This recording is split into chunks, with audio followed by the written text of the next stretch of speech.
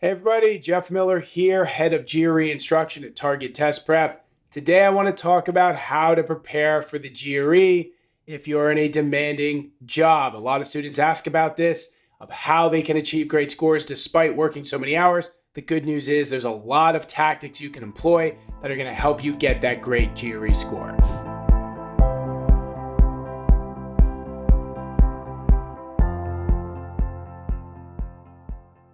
Tip number one, be proactive in making GRE study time. This shouldn't be mysterious to you. If you are going to bring something into your life like GRE prep, which may last 3, 4, 5 months, and it's going to take hours every single day, well then yes, you have to be proactive. You have to find the study time.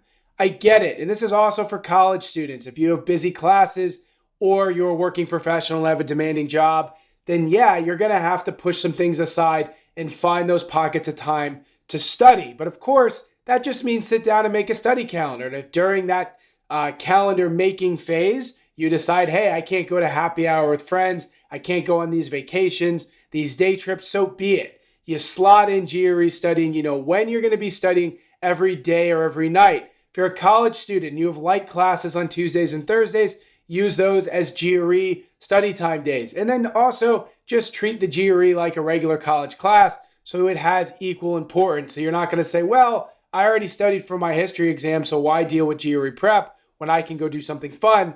But if you're prioritizing your GRE and you need a great score, you treat it with the same level of responsibility as your regular classes. And same goes with other things in your life. If you're working professionally, besides work and family responsibilities, you carve out the time for GRE studying, and that's going to really help you as you try to get through GRE prep despite a demanding job. Tip number two, be realistic about how long you may need to study for the GRE. Simple, right? When you take that first practice test and get your baseline score, you immediately need to compare it to what you need to score on the test.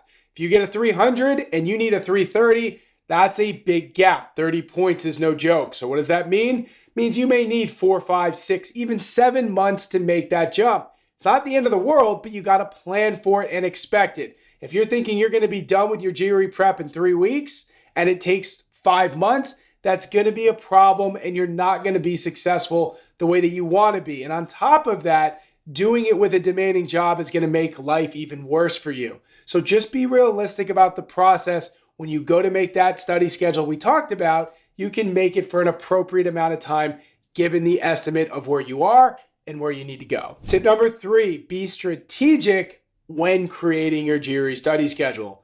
If you have a job that starts at 9:30 or 10 a.m., you don't have a crazy commute. What does that mean? It means, man, take advantage of those mornings.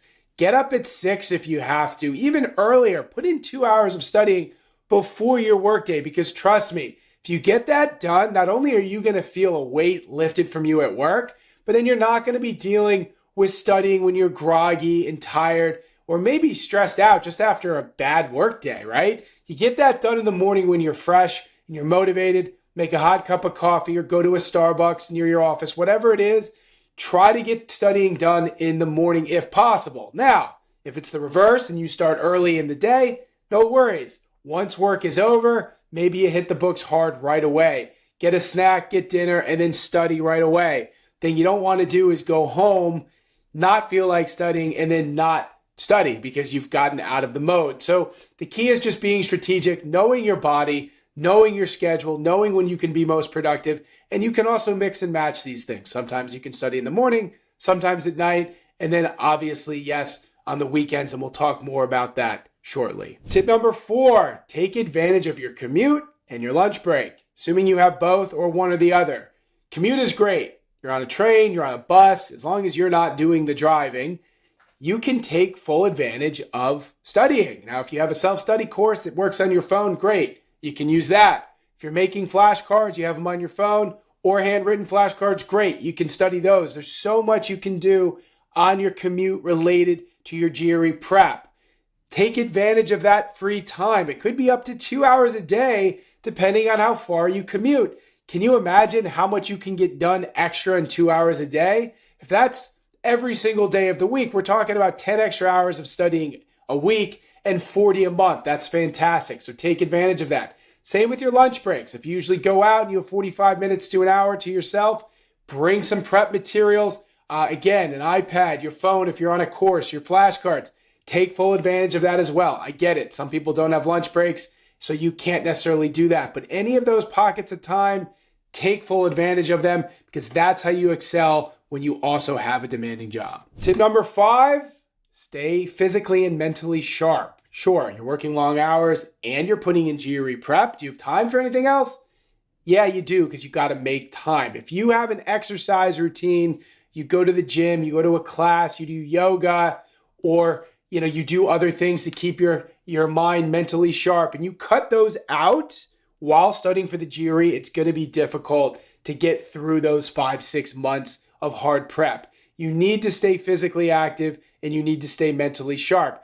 Listen, if you're going to the gym 5 days a week, okay, fine, maybe cut it back to 3, right? But the point is, you got to continue to do those things so you still feel like yourself. You still feel good physically and mentally. If you let yourself go, it's going to be a struggle. It's going to zap you mentally, emotionally, and you're probably going to start to lose some of that motivation for studying.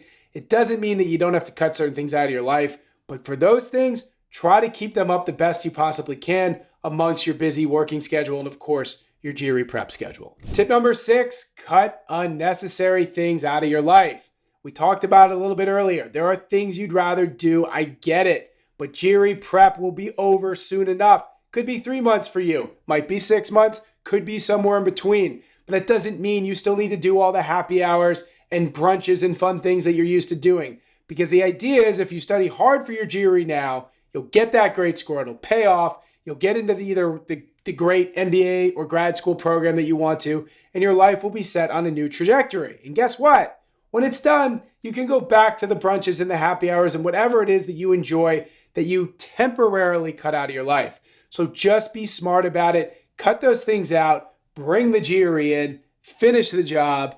GRE goes out. Fun things are back in. It's very simple. You'll be fine as long as you do these things and perform well in your test.